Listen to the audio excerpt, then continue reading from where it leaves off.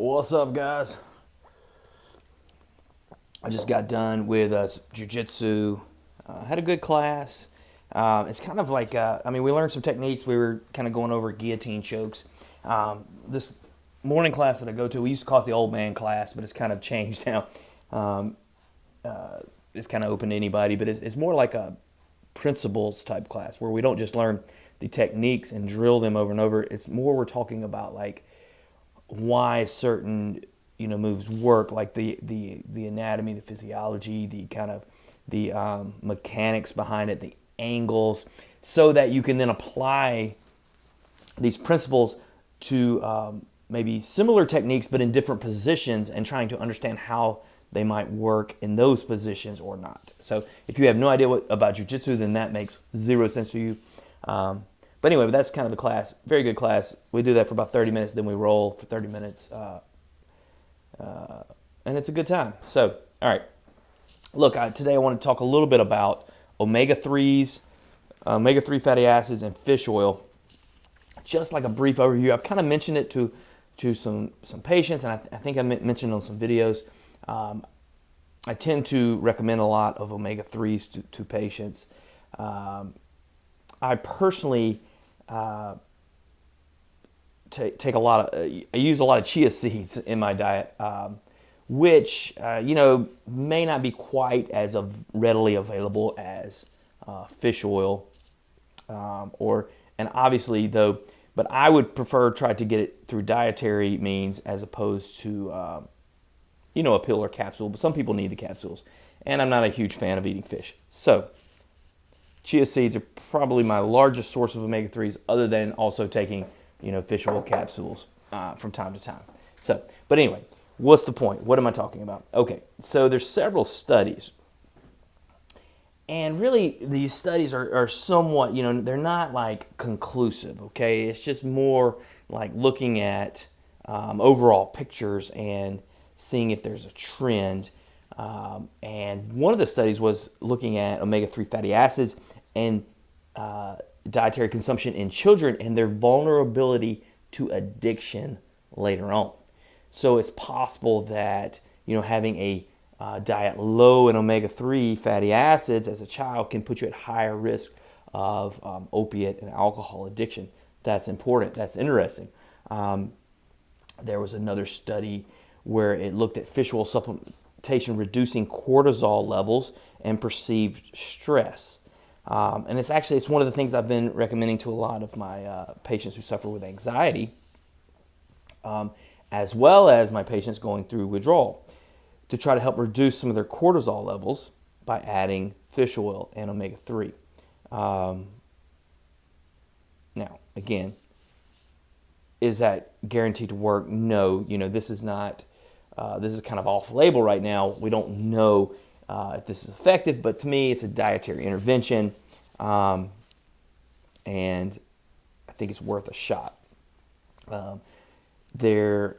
looked at another study. It just kind of looked at omega-3s and just this kind of broad spectrum of, what do they call it, psychopathology. Just looking at different psychiatric illnesses and how omega-3s might be beneficial. So I think there's something there. I think it's worth looking into your diet and seeing if there is anything you can adjust. Now, I've always been a proponent of the Mediterranean diet, one, as well as a subset of the Mediterranean diet, which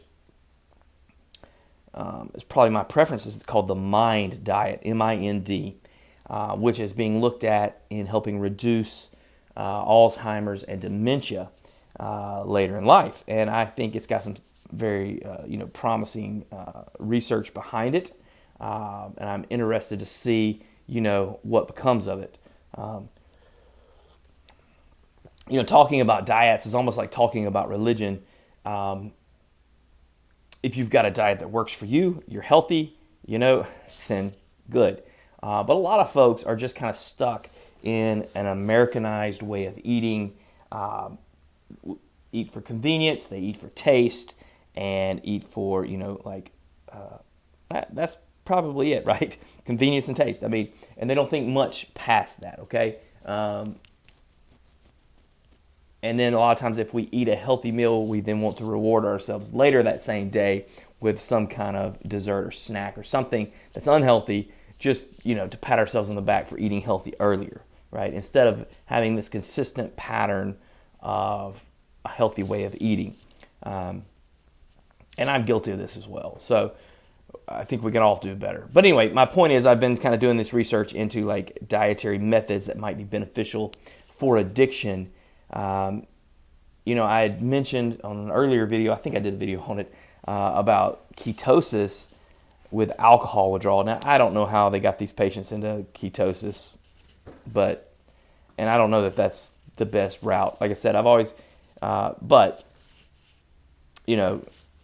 sometimes, anyway, that very well could be beneficial to a lot of people. Again, personally, I kind of think the diet that has the most research on being a longevity health diet, good for the heart, good for the mind, is the Mediterranean diet. Now, if you're also, working out, you want to kind of also focus on getting a good amount of protein to kind of rebuild your muscles as you break them down, and that's helpful too. And a lot of the key is good, healthy, natural foods. Basically, if you can grow it, pluck it, or kill it, then it's probably okay to eat.